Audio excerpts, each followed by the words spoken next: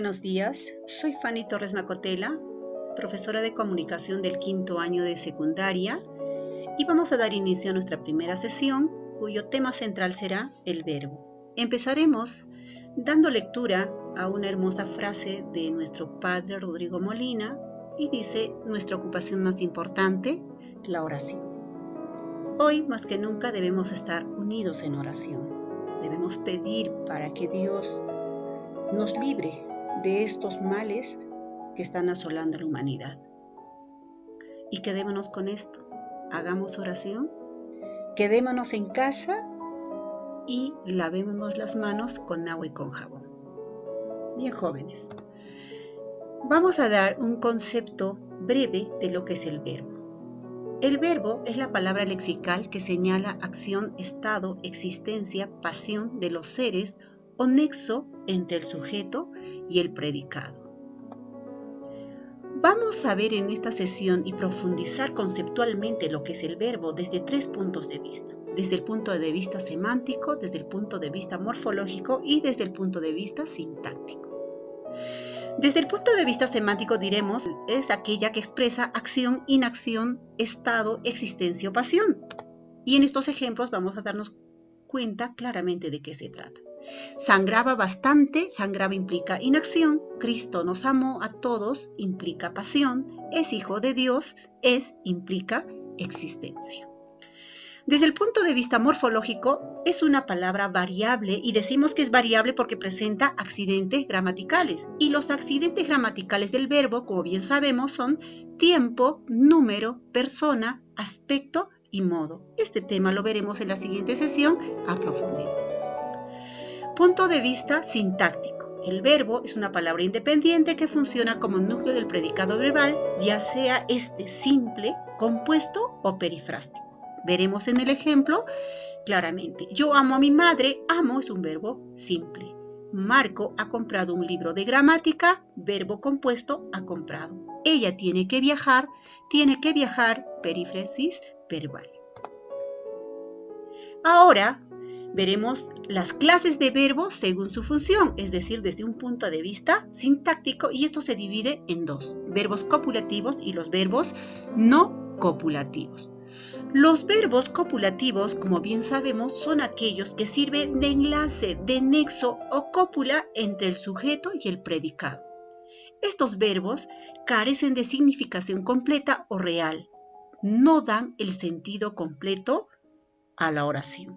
Por ejemplo, cuando digo mi madre es, pues le falta algo para que se entienda de mejor manera, para que tenga sentido completo. A este algo le vamos a llamar atributo. Los verbos copulativos usuales sabemos que son el verbo ser y estar. Sin embargo, tenemos otros verbos copulativos como el parecer, quedar, permanecer, resultar, constituir, soler, semejar y yacer, entre otros. Los verbos no copulativos, llamados también predicativos, son aquellos que poseen significación real o concreta. Por sí solos conforman un predicado. Cuando yo digo canta, automáticamente sabemos lo que tenemos que hacer: cantar. Estos pueden ir acompañados de modificadores o prescindir de ellos. A su vez, los verbos no copulativos pueden subdividirse en transitivos, intransitivos, reflejos, cuasirreflejos, recíprocos e impersonales. Vamos a ver cada uno de ellos. Los verbos transitivos presentan complemento directo y pueden transitar de la voz activa a la voz pasiva. Veamos el ejemplo. Cayetana trajo buenas noticias. Trajo es un verbo transitivo. ¿Y por qué? Porque simplemente está presentando un objeto directo o complemento directo. En este caso, buenas noticias. Todos nosotros los aplaudimos por su labor. Los está cumpliendo la función de complemento directo porque se podría sustituir, por ejemplo, los aplaudimos a quién, a los médicos, a los militares, etc. Aplaudimos es un verbo transitivo por lo mismo que tiene un objeto directo, en este caso el pronombre los. Verbos intransitivos son aquellos que carecen, no tienen objeto directo. Quiere decir que la acción no transita del sujeto al objeto de manera directa. Ejemplos. Yo paseo por el parque. Paseo es un verbo intransitivo. ¿Y por qué llegamos a esa conclusión? Por el solo hecho de que no presenta un objeto directo y más bien está presentando un complemento circunstancial. El verbo reflejo dice la acción verbal recae sobre el mismo sujeto que la realiza. Utiliza los pronombres personales me, te, se.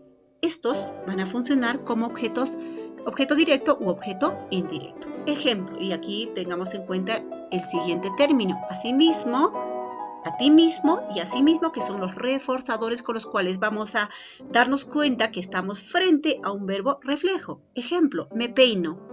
¿A mí mismo? Sí, es lógica la respuesta. ¿Se afeitan a sí mismos? Sí, es lógica la respuesta. Por lo tanto, estamos frente a un verbo reflejo.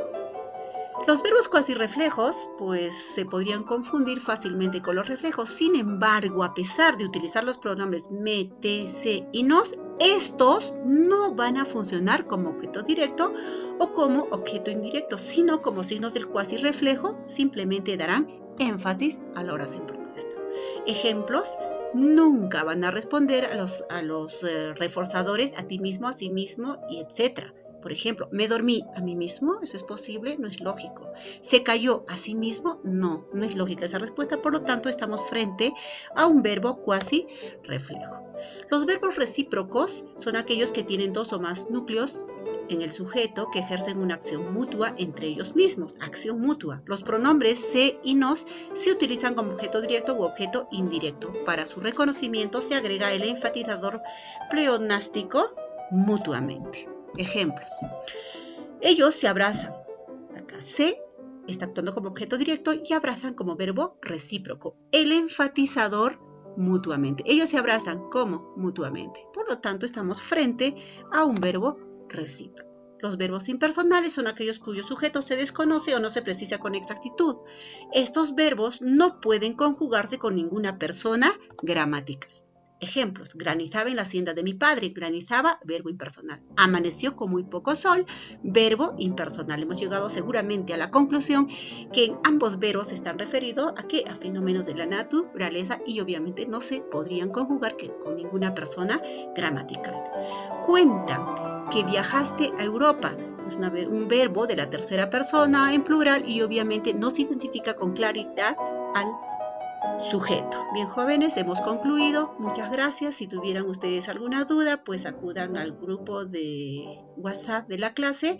Inmediatamente serán absueltas vuestras preguntas. Muchas gracias.